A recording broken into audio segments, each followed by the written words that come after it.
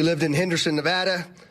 He had a previous criminal history of computer trespass out of Virginia in 1992. You can see his photo to my left. Polito was armed with a Taurus 9mm handgun.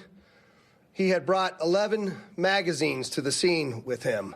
9 loaded magazines were found on his person after the shooting, and you can see in the photo to the left, one of the magazine carriers that was fixed to his body. I'll talk about that here in a little bit. The gun was purchased legally in 2022, and at this point in the investigation, we do not know how many rounds he has fired. The names of the involved University of Nevada, Las Vegas officers will be released by their agency within the next 48 hours. I'm told that that will occur tomorrow. The deceased victims are identified as follows. The first victim, Patricia Navarro Velez, lived in Las Vegas and was a 39-year-old female. Navarro Velez was the assistant professor in accounting who worked in the Beam building on the 4th floor. Chejong, or Jerry Chang, was a 64-year-old male. He lived in Henderson, and he was a professor of business who worked in the Beam building on the 3rd floor. The third victim in this case, we will not be identifying because the Clark County Coroner's Office has not yet been able to notify the next of kin. And so out of respect for the family, we will wait to identify the third victim until the family is notified. The fourth victim is a shooting victim who's a 38-year-old male. He is currently at Sunrise Hospital, and his condition has been downgraded to, again, a life-threatening position. He was a visiting professor. At this time, it is unknown how long it took for the suspect to find the first victim in the building. All of the deceased victims were located inside of the building and are all faculty members at the university. The following is the sequence of events as we know them right now. On the 6th at 11:45, a citizen called LVPD communication to report shots being fired on the UNLV campus in the 4500 block of South Maryland Parkway. During several subsequent 911 calls, the location of the active shooter was determined to be at the Frank and Estella Beam Hall, which is right next to the Student Union. There's a map here on the screen next to me. Immediately, we implemented a valley-wide, multi-jurisdictional agency counterterrorism action capability, or otherwise referred to as MACTAC, response, which headed immediately to the UNLV campus. As all police jurisdictions, fire and EMS begin to head immediately towards the scene of the incident. Our investigation revealed that the suspect arrived on the campus at about 11:28 a.m. in a 2007 Lexus. We were able to track his vehicle to a parking lot south of the Beam Hall at around 11:30 a.m. Our suspect had exited his vehicle and went to the passenger side of the vehicle, where he appears to begin to put objects onto his waistband. We now know that he then walked north towards the Beam Hall and at one point pauses briefly, turns around, and returns back towards the south parking lot before entering the building on the southeast corner at approximately 11:33 a.m. We now know that at 11:45 approximately, the shots were first reported to dispatch. Shortly thereafter, officers from both UNLV and LVPD arrived and heard shooting coming from inside the Beam Hall and went in immediately, and I stress without hesitation, to neutralize the threat. The suspect exited the building at around 11:55 and was confronted by UNLV plainclothes police officers, and a gunfight ensued. The suspect was struck multiple times and collapsed to the ground. Officers quickly formed an arrest team and took him into custody.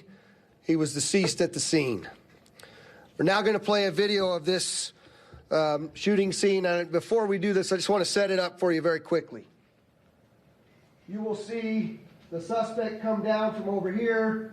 There's an officer that believes he's potentially a professor, and there's another officer off screen that you won't be able to see here. We'll talk about him in here in just a couple of minutes. Go ahead, Carlos.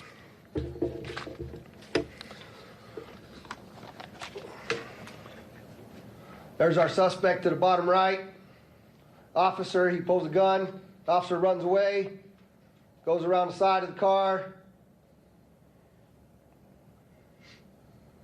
And the UNLV officer then ends the suspect's actions.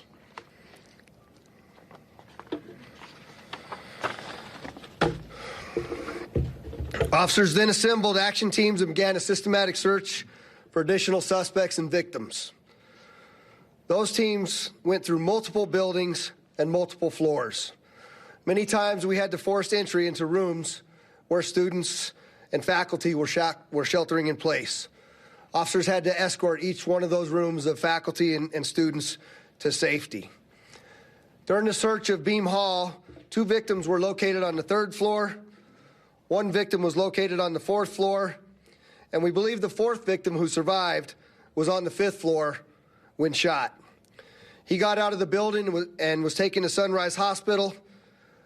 And I just want to stress to you, we don't yet know the sequence of the shootings. We don't know where specifically, what floor it started at, or which victim was the first victim. We are still piecing together that information. There are no cameras on the interior of the building, so it's taking us more time to understand that. What I found out right before I walked in here is that the victim that was shot on the 5th floor that had walked outside, he was met by 2 Metro police officers, thrown into a police car, driven to an arriving community ambulance, which then immediately took that individual to Sunrise, which probably saved his life. The suspect's vehicle was recovered at UNLV, and after executing a search warrant, we located a dash cam in the vehicle, which allowed us to have a better understanding of the suspect's movements earlier in the morning. Our detectives learned prior to the shooting, the suspect had earlier visited a Henderson post office and sent 22 letters to various university personnel across the country with no return address. We are currently working with the postal inspector and our federal partners to begin processing these letters. We do not know the contents of these letters, and we're working to contact the recipients of those letters. As most of you know, last night LVPD detectives executed a search warrant at the suspect's Henderson residence, and some items were recovered there. Importantly, there was a chair with an arrow pointing down to a document, which that document was similar to a last will and testament. There were several computers and hard drive components. There was ammunition consistent with the same cartridge cases located at the scene, and there was a Taurus handgun box matching the handgun that he used. I want to stress that we're still learning a lot about this suspect and still trying to understand motive. We know he applied numerous times for a job with several Nevada higher education institutions and was denied each time. The suspect had a list of people he was seeking on a university campus, as well as faculty from the Eastern Carolina University. We have contacted almost everyone on those lists to make sure that they are all right.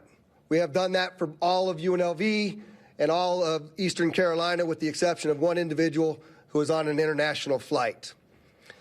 We are looking into the suspect's former employees, including Eastern Carolina University, and working closely with local police in those jurisdictions, as well as the FBI. We also know the suspect was struggling financially, as evidenced by when we served a search warrant on his apartment, there was a notice of eviction taped to the front door. We believe the suspect acted alone, and we have zero indication of any other suspects at this time. Our investigators are still out at UNLV.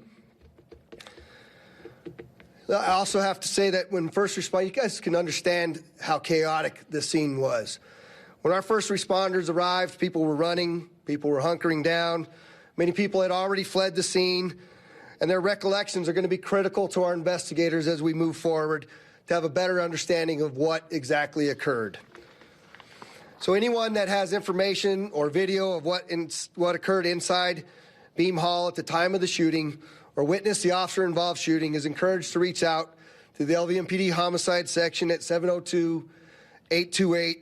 888-3521 or Crime Stoppers at 702-385-5555. One additional nugget is right before we walked into this briefing, I learned that in the screening of those envelopes that we were able to intercept after going through 14,000 pieces of mail and identifying the 22 that were sent, the first letter that we opened had an unknown white powder substance in it.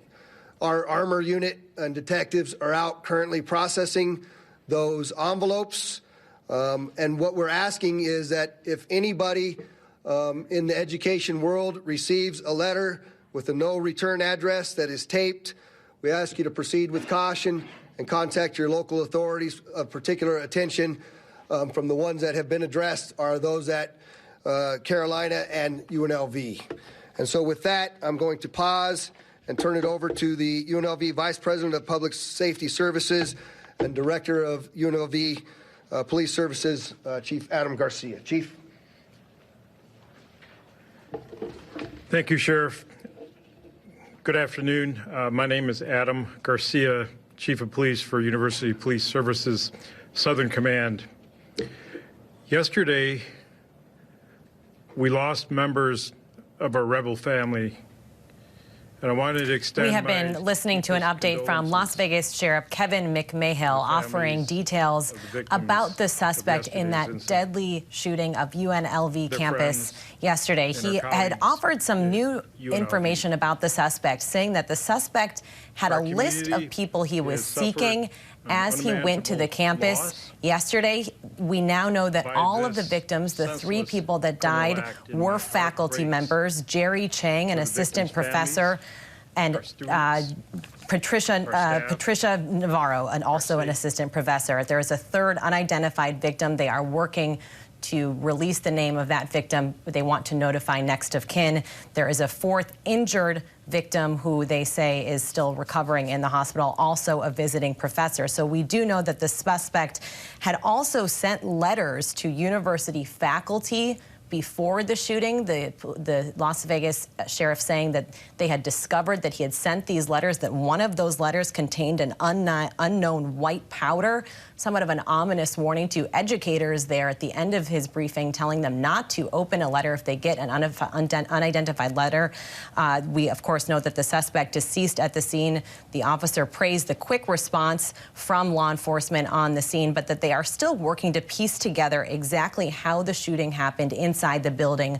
One of the pieces of information that we've learned is that there were no cameras inside, so that they're still trying to figure out the timeline there, but he did praise the quick response of law enforcement. Let's bring in ABC News' Jacqueline Lee, who is there in Las Vegas. Jacqueline, what do you make of the sheriff's comments and what this reveals about the suspect's possible motive and the details we now know about the suspect?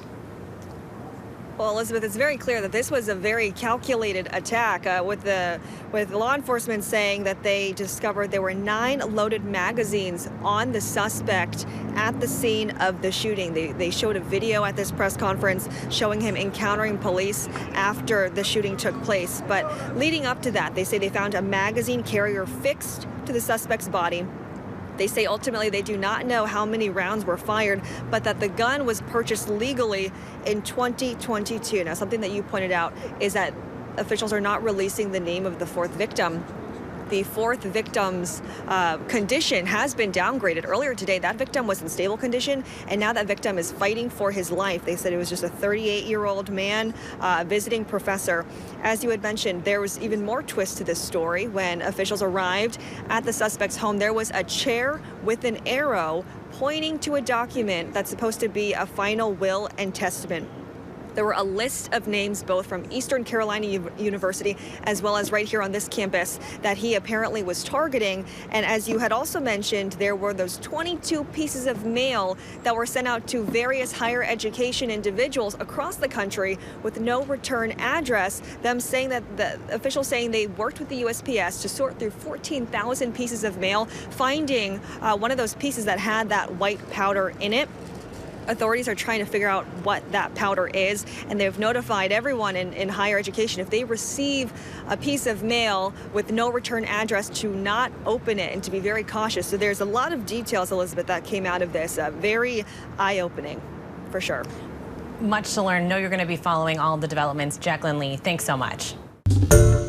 Hi, everyone. George Stephanopoulos here. Thanks for checking out the ABC News YouTube channel. If you'd like to get more videos, show highlights, and watch live event coverage, click on the right over here to subscribe to our channel. And don't forget to download the ABC News app for breaking news alerts. Thanks for watching.